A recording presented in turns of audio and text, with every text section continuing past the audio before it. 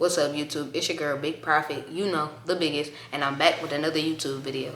It's only right if I don't waste no time, so we're gonna get right into this video.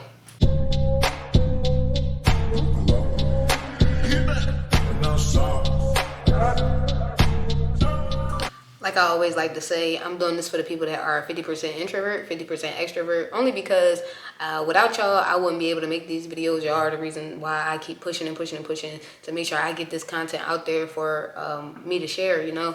And shout out to y'all, because without y'all, I probably wouldn't be doing this. But like I said, we're going to get right into this video. The number one question that I always get is, why is it so important to make sure that you start investing before you turn age 30? And my answer to that is basically, by the time that you're 30, you want to have a solid foundation on funds, security, and comfortability. And I say comfortability because you want, by the time you're 30, to not have to work as much as you were working in your 20s. Now, other people look at that different. Some people feel like, oh, I want to work in my 30s. I want to enjoy my 20s. But that's kind of ass backwards, because the quicker that you start investing, the faster you'll wind up seeing a return. So an example of that is, if a person starts investing in their 20s, by the time they're 30, they had 10 years of prior investing, and they probably had 10 years of a foundation to work off of. Whereas a person that was like, I'm going to enjoy my 20s and I'm going to start investing when I'm 30, you're basically 10 years behind the person that started in their 20s and probably have less of a foundation started, you know. So it's very important to start in your 20s. No matter where in your 20s you are, you basically want to start exactly at that point, because you'll have leverage over a person that decides to start in their 30s. I also want to mention that a person that is working very hard in their 20s, if you don't have a 401k, you definitely want to set that up, because that'll be a solid foundation for you to start and have. Because trying to start a 401k in your 30s, you're not going to see as much of a return as a person that started it in their 20s, you know? Number two, how do I get started as a beginner? So the first thing you want to do as a beginner, you want to start researching. You want to figure out what works best for you, whether that be high risk investment, low risk investments. You want to know what kind of mutual funds, what kind of long-term investments, short-term investments that you want to do. I always like to tell people, do not put all your ducks in one basket, you know. Well, they say eggs in one basket, ducks in a row, like, you know, they all know what I mean. So don't put all of your expectations from one outcome, you know. So you gotta do your research. You have to learn how to become financially literate before you can even take the first steps to where you're trying to get to. So in order to get started as a beginner, you have to take the first steps in researching. And in that first step is buying books, you know, which leads me to question number 3, which is, what books do you read as a beginner, learning to invest your money, learning to make the shift from basically being a 9-to-5 worker to investing for your retirement? And a quick fact, you can retire at any age that you're ready to retire. Like, people like to say, like, oh, you can only retire at a certain age, you can only retire once you're 65. Like, you can set that retirement date whenever you decide to retire. It does not have to be 65. But I'm gonna go ahead and pull up 4 books that I read personally that as a beginner helped me decide what path I was going to take in towards my investment strategy. So the first book that I like to always point out and pick up is Atomic Habits, y'all. Atomic Habits is by James Clear. On the front of the book, it says, an easy and proven way to build good habits and break bad ones, you know? So Atomic Habits, what it did for me was realize that I had to set up small habits in order to even take on the larger ones. So they have something called habit stacking. Like, okay, if I wake up to brush my teeth in the morning, once I'm done brushing my teeth, I'm gonna go ahead and sit down and meditate. And once I'm done meditating, I'm going to get on my computer and write out my goals for the day. And once I get off the computer, you know, like so far so on. I don't want to make this video long, but so far so on. When you stack good habits will follow, you know. The second book that I wanted to introduce is The 5 Levels of Leadership. This book basically, it's by, who is this by?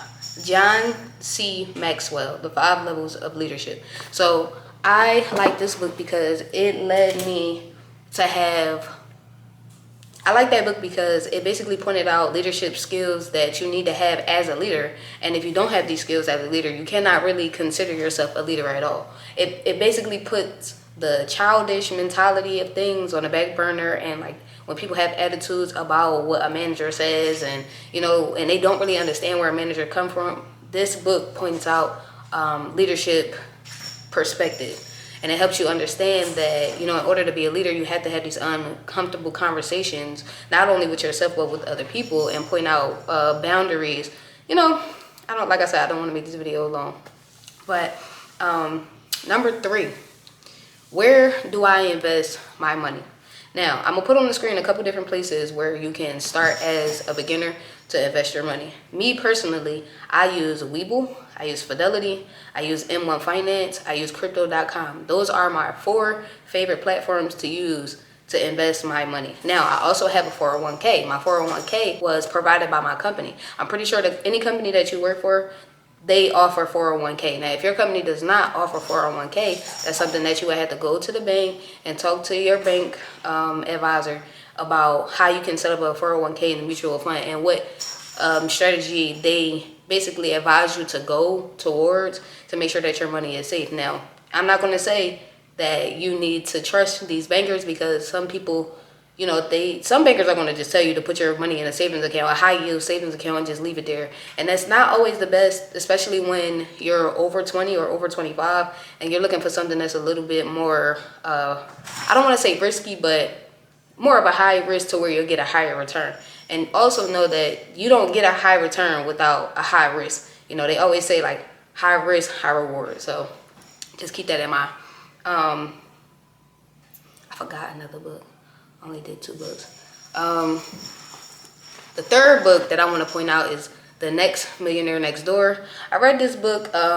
It's by Thomas J. Stanley and Sarah Stanley. Basically, Thomas J. Stanley wrote The Millionaire Next Door, and his daughter wrote The Next Millionaire Next Door. It's basically a bunch of statistics pointing out like how to identify a millionaire. A millionaire comes in all shapes and sizes. You can't really point out a millionaire when you see one, because everybody has the stereotype of a millionaire, and it's not always the case. So I have another book. Book number 4 is one of my favorites, The Intelligent Investor. I know a lot of people, this is when I was watching videos on how to invest my money, this book popped up a lot. It's another statistic book. It's basically just giving you information on how over the years a lot of people invest their money, and it proves to you that the stock market works. A lot of people that don't know about the stock market, this is the #1 book to go to, because this is a proven fact that the stock market, when you invest your money in the stock market, it works. Okay. This book is by Benjamin Graham. And to give y'all a bonus book, I'm gonna give y'all 2 bonus books. So The 4-Hour Work Week by Timothy Ferriss.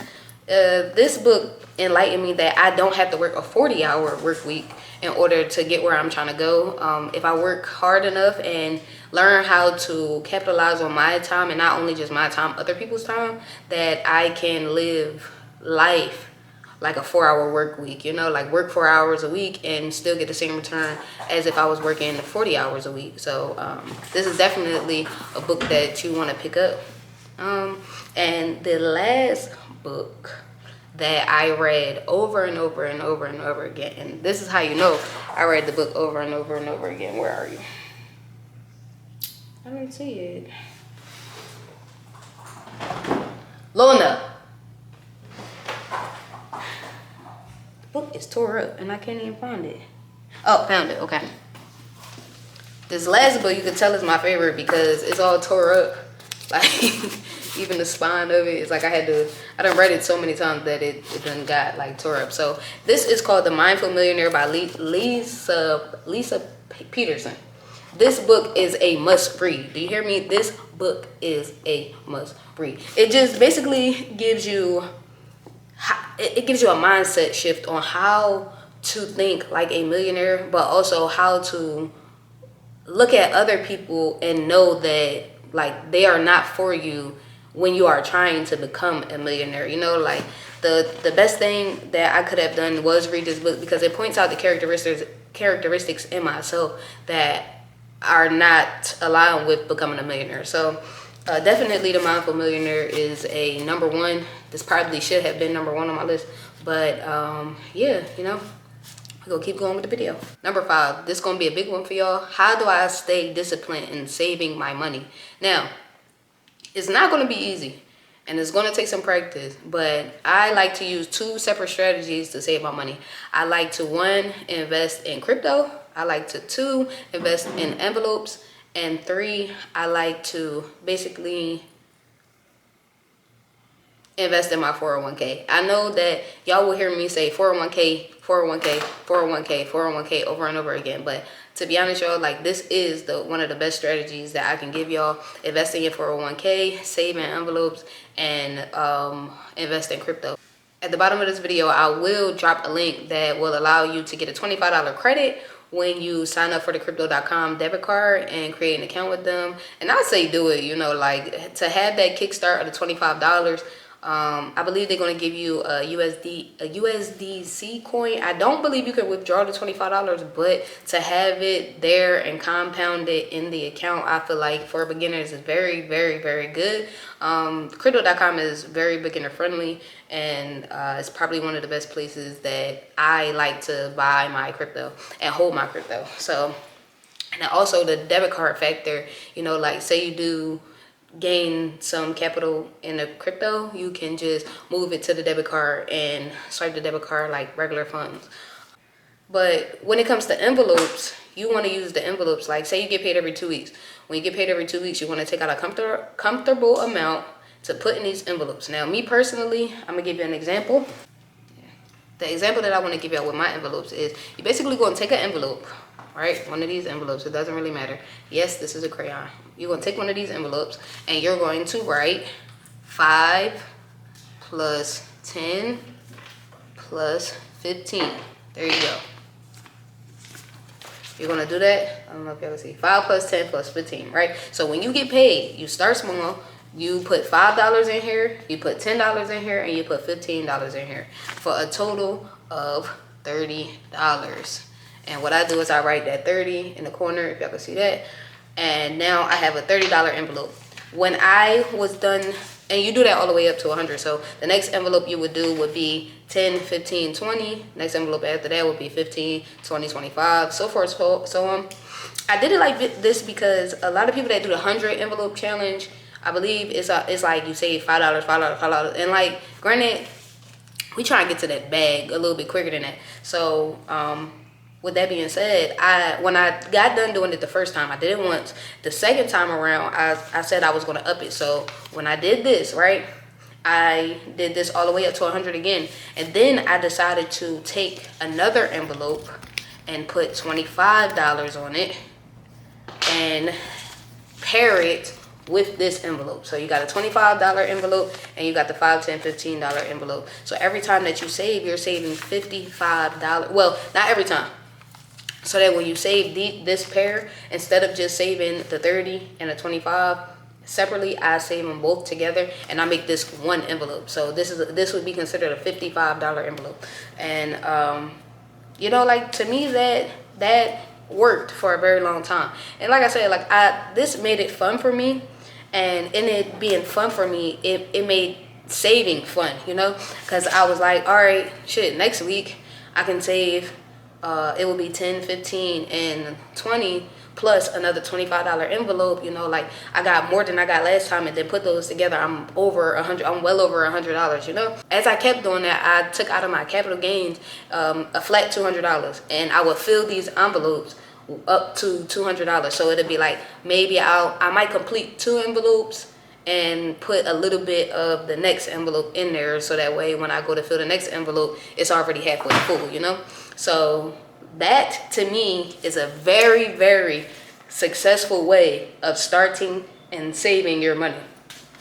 And when you do this, I like to put my envelopes, you can put it in the shoebox, you can put it under your bed, you can put it in your closet, just put it out of sight, out of mind. When you put it in there, do not open these envelopes back up. You want to keep these envelopes to where, you know, like, they stack, you know. Don't open them till at least you get 100. And I mean 100, like, now this is 1, this is 2. I mean, this is 1 envelope. like that. So this is one envelope, but you really got two. So like when you, by the time you save 100 of these, you should have between $5,000 and $6,000 roughly, you know. So that is my envelope method. I have not never told nobody that, so shout out to y'all. If you're watching this video, you are the first person to know my secret envelope method. All right, don't share that with nobody else. All right. Crypto.com. So another way to save your money on crypto.com is, say you got a $200 budget. Say you got a $200 budget, like I had for my envelopes. Instead of putting the whole 200 in the envelopes, you could take $100, put it in the envelopes, and $100 in the crypto. Now, me personally, I'm not a financial advisor, but I like to buy coins that are under a penny. There are a few coins that I'm not going to mention in this video, but there's a few coins that I do like to buy that are over $1. Some of them are like over $5. And you know, you got Bitcoin and Ethereum, but I love to buy penny stocks, you know, well, cryptos, I'm sorry. I love to buy penny cryptos because you never know 10, 15 years from now what those cryptos will do. Like if you get $200 worth of crypto that is under a penny, you probably have around 1 billion shares. So right now, I think personally, I own a couple million shares of crypto of the penny stock. So, you know, I just keep them in the tuck because if, simple math, if it ever goes to $1, I have a couple $1 million. If it ever goes to a penny, pretty sure I have like over $100,000 and some change, you know, so 10 cents, so forth, so on.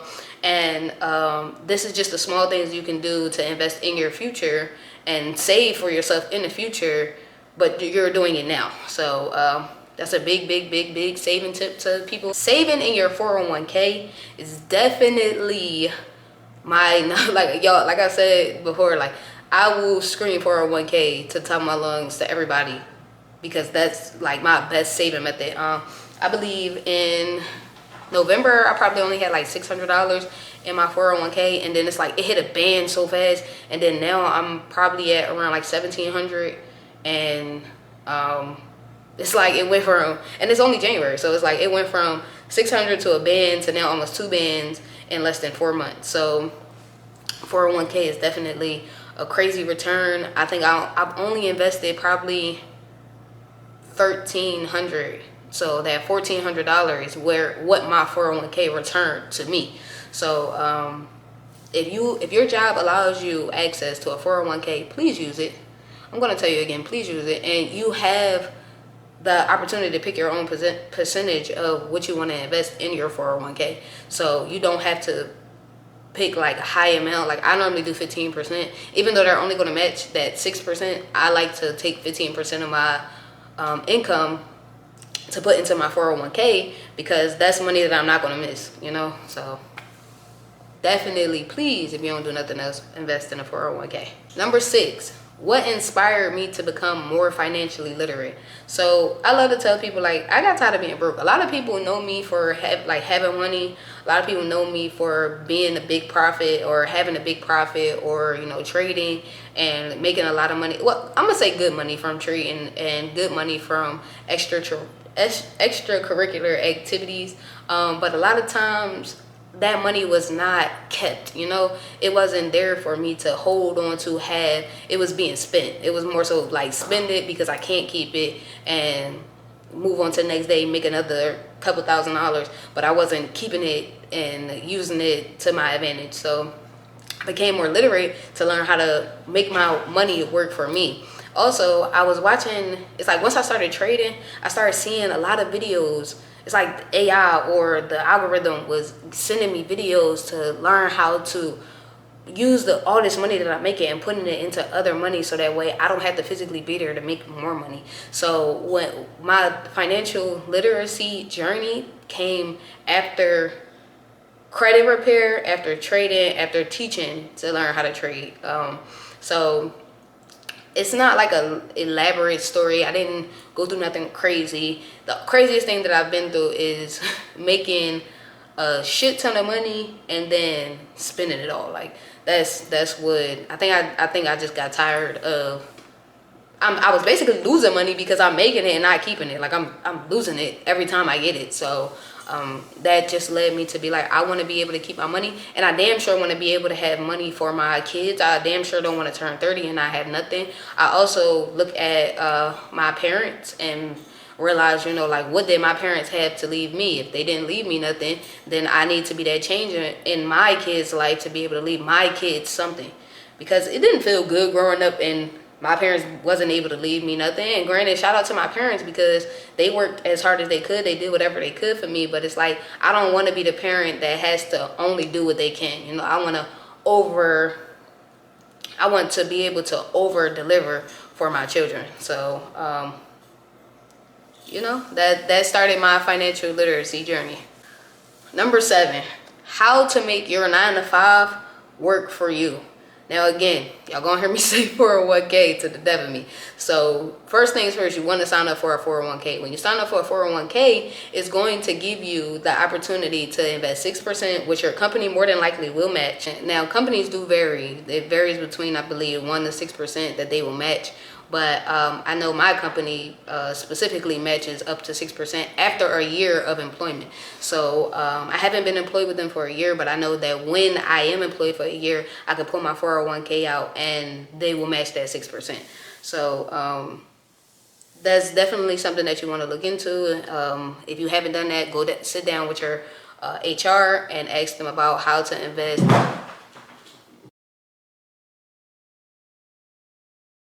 The second way to make your 9 to 5 work for you is buying in the company's stock. 8 times out of 10, your company will allow you to buy into the stock, and you have access to that money through something called computer share. So I know, like I said, my company specifically, if I buy a stock this week, when it hits the account, I can pull that stock out if I needed it. So this is almost also like a form of a savings account, because as you're buying the stock, if the stock moves up, you get money for it. But in a case of emergency, you can pull that stock out and use it for your personal purposes. So don't sleep on buying into your company stock. People feel like, oh, I bought into my company stock, it's probably not going to do nothing. No, it's like, even if it's not going to do nothing, that money is accessible to you and is for your use at any time. So those are the top 2 things to make your 9 to 5 work for you. Because if you got a 401k, when you leave that job, you have something worth leaving for, even if it's $2,000, $3,000, $5,000, you are entitled to that 401k payout when you do depart from that company, or even, like I said, after a year. And buying in the company stock, you have almost like an emergency fund for whatever you need on the side outside of your paycheck. Number 8, using your paycheck to create another paycheck. Now, this is going to sound kind of weird, but it'll make sense in the end. You can use your paycheck to create another paycheck by combining everything that I've said about the crypto.com, the 401k, the associate stock, the envelopes, and at any moment that you do not, like if you get paid every 2 weeks, the week that you don't get paid, you can use your associate stock, you can use your envelopes. Only in a case of emergency, you can use that associate stock, that 401k, your crypto.com, any of those as an extra income for that second week that you don't get paid, so that way you're not entirely broke. And it'll help when you get paid the next time, to where you don't have to use your entire check the next time to basically grab all the things that you need. So, you need to look into these things that I'm talking about, because if you don't, you're gonna keep being lost. You're gonna keep living paycheck to paycheck. It's not gonna be nothing left over for you, and you're gonna not feel as fulfilled if you were basically creating seeds all over, planting seeds all over to help you make your paycheck create another paycheck. So keep those things in mind. Number 9, the top 3 side hustles to create a extra income. Now, this is where you're going to want to listen up to, okay? Be creative. That's the number 1 thing. Be creative. I had one of my friends ask me how much was my painting, and it never dawned on me like, oh shit, I might be able to sell painting. So if you create clothes, if you don't want to look like everybody else and you start making your own clothes, that's an extra income. Sell a course on something that you are skilled at that does not require a certificate. So my personal favorite is social media marketing. A lot of people sleep on how to social media market. Like, there are ways that you can social media market to people that need to learn how to social media market, and they will pay you to learn how to social media market. So that's number one. Sell a course on social media marketing, right? Number two, sell a book on how to make $1 million, even if you don't know how to make $1 million. Selling to people that want to learn how to make $1 million. So that sounds kind of crazy, but it's like, okay, if I create a book that tells you that if you do X, Y, and Z, you can make $1 million, and that person buys the book, they're going to learn from you that they can do that same exact thing and make $1 million, even if you don't have that $1 million. So that is definitely a way that I learned how to, I'm not gonna say make $1 million because I ain't got that million. Don't worry about how much money I got, but that's an easier way to make $1 million from just selling people information. Number three is day trading. Of course, y'all know I was gonna say it because that's what I do. Day trading is not always the easiest way to wealth, but at the same time, it is a side hustle that can be utilized to make a lot of money on the side while still having a regular life. And you got to be on top of paying them taxes though. So don't think that you just gonna make all this money and you ain't gotta pay no taxes. But it is a beginner friendly way to learn a skill that you will never ever be able to replace with nothing else. Like, no matter how much investment, no matter how much I know about investing, day trading was the number one thing that made me the highest amount of money as a side hustle. So number one is be creative. Number two is sell a course. And number three is learn how to day trade. I'm gonna say learn how to invest, period, because day trading is my preference. You got other ways of trading. So you got investing. You have swing trading, got intraday trading, like anything that works best for you. You have the opportunity to use those and basically make a side hustle out of it. Shit, like that's what I did. I took day trade and ran with it because I really learned Forex first, but then Forex really wasn't making me no money. So I decided to do day trading indices. And it's basically really contract trading, but we'll get into that in another video. So yeah, these are the top three that I would consider easy side hustles to make you an extra income. Number 10, can you save your way to wealth? And the answer is no.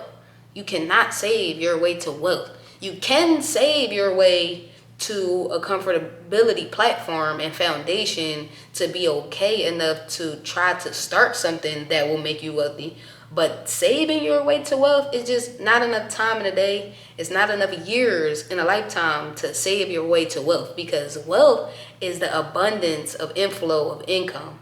So you can't even put a number on wealth. So whatever number that you would be trying to save to is not even going to amount up to what wealth would be, because the average person nowadays is making less than $50,000 a year. So at max, you're probably making, on a good note, you're probably making $3,000 a month, which would be $1,500 every 2 weeks.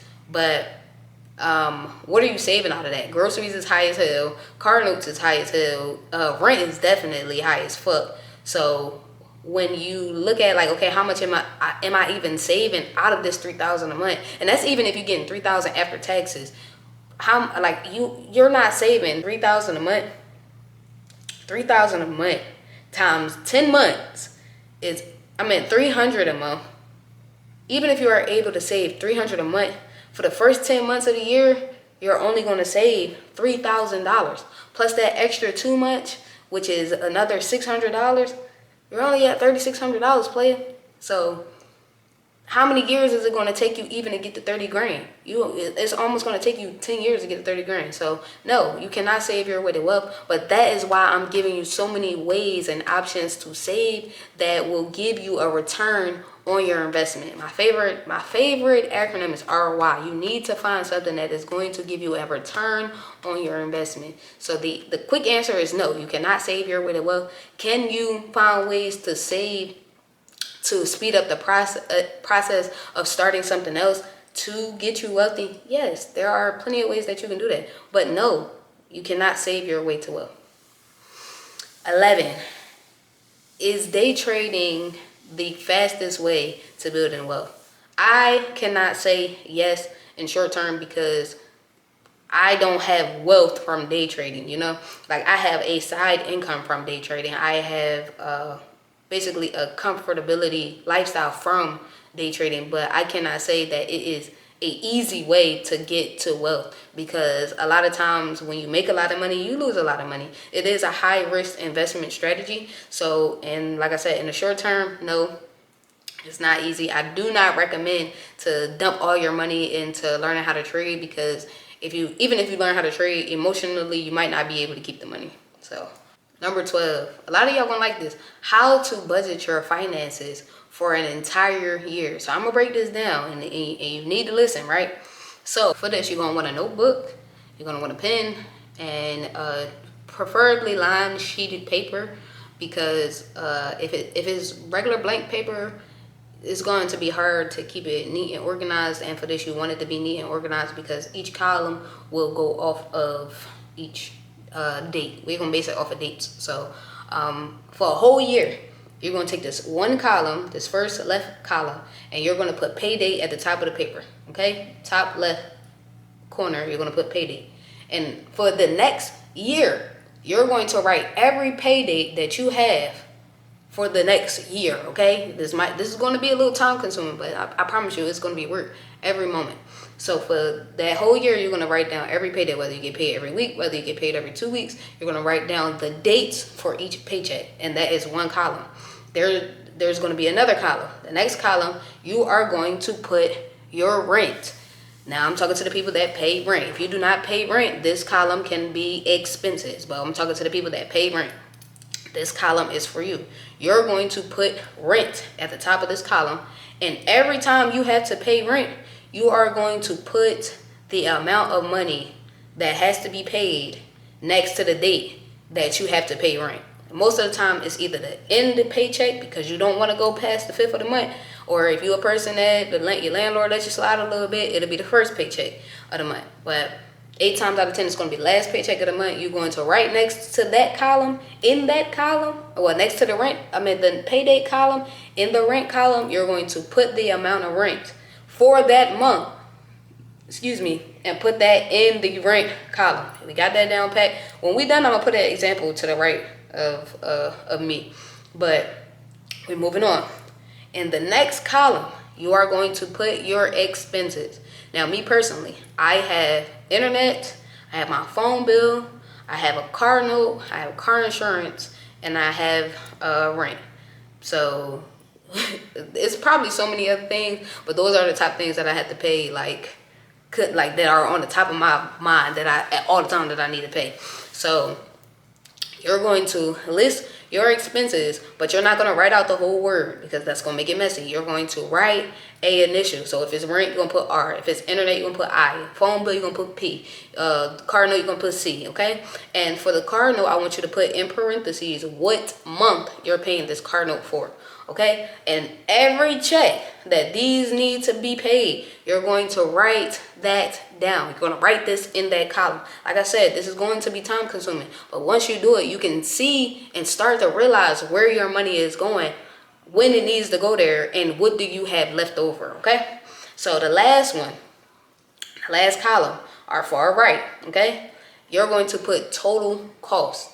So if you got to pay rent this week, and you got your other expenses that you need to pay, you're going to put the amount that it cost you in your total cost, okay? So now you should have one line that says, okay, January, whatever, I have to pay my rent, I got to pay my internet, my phone bill, and the total cost is $2,000, $1,700, $1,400, whatever you got to pay. So that way, you know, in this check, $1,400 needs to come out of this check. And if your check is only $1,000, that means you're $400 over your budget. So now we're starting to see, now I see why I don't never have no money left. Now I see why, oh my God, my bills is always running into the next paycheck. Why I gotta always take the next paycheck and put it towards something else, So do this for an entire year. And when you have that total cost, right? You're going to put a box next to the total cost. That way, every time you get paid, you can put a check or an X in this box to let yourself know, I fucking did it this month. I fucking did it this week. This paycheck, I got everything done. You know, and this will allow you to start to be able to change your finances around, move things around to where it fits to your budget schedule. The thing be, like, we try to fit so many things into our budget schedule that doesn't belong there or doesn't go there at that time, and that's why we're over budget all the time. So if you can't eat out this week because that rent due and the car note due and all of that, you need to just suck it up and eat some noodles. They got noodles at Walmart for $1, okay?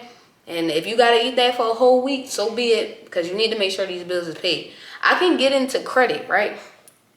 Because credit card bills are another one of my expenses, but I'm gonna make a whole video on credit cards because a lot of people don't know how to use their credit either. But if all of these things were on credit, you would need to pay these things on time, or you would have penalties against you. So when you start looking at it like that, like, okay, I need to pay these things on time, because if I not, first of all, they're going to concur interest.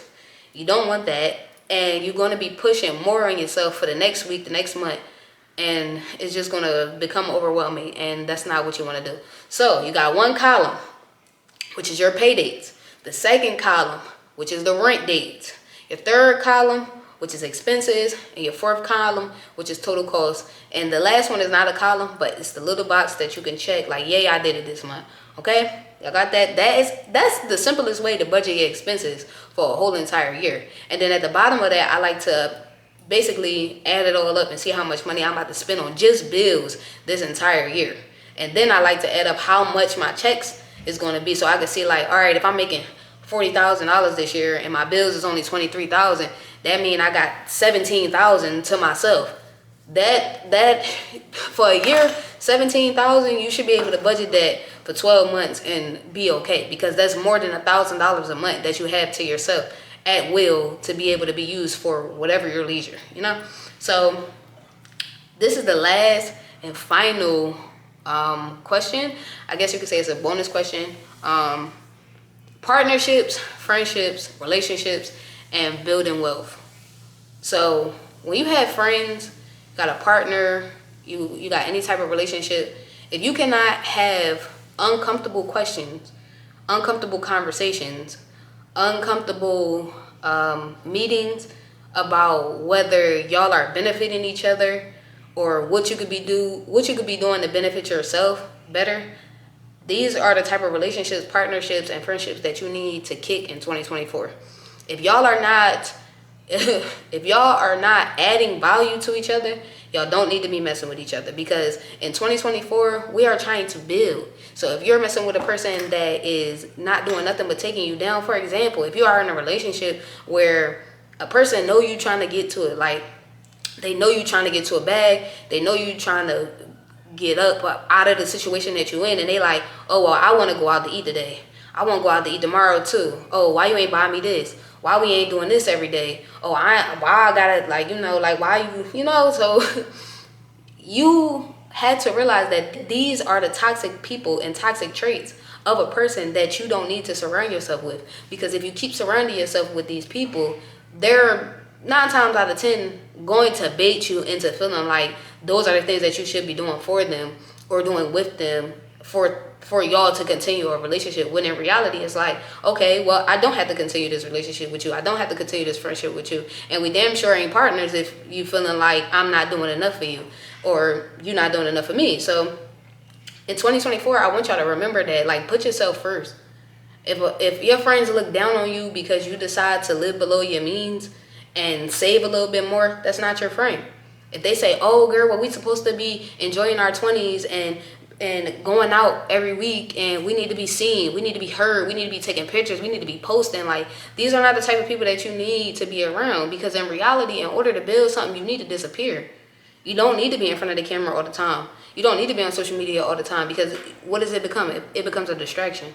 So keep that in mind when you start talking to the people that you talk to every day. And might I add, the people that you are talking to every day, you need to ask them why the fuck they got so much time when they had to be just talking to you all day, and why, and reevaluate with yourself why the fuck you got so much time to be talking to these people all day. And just boss up. Like, I want y'all to boss up this year. I want y'all to change your perspective about your life this year, because we about to be 30 soon. I'm married. I got my own place. I got a cat. You know, like, I realized that I got a coffee maker, y'all. I got real plates. I ain't got no paper plates. So, you know, it's time to start adding value to your life. It's time to start adding hard assets to your life. And I just want y'all to remember that you got me, Big Profit. You know, the biggest. Never forget it. And all 24, we get into a bag, you know? I love y'all. I want y'all to remember that.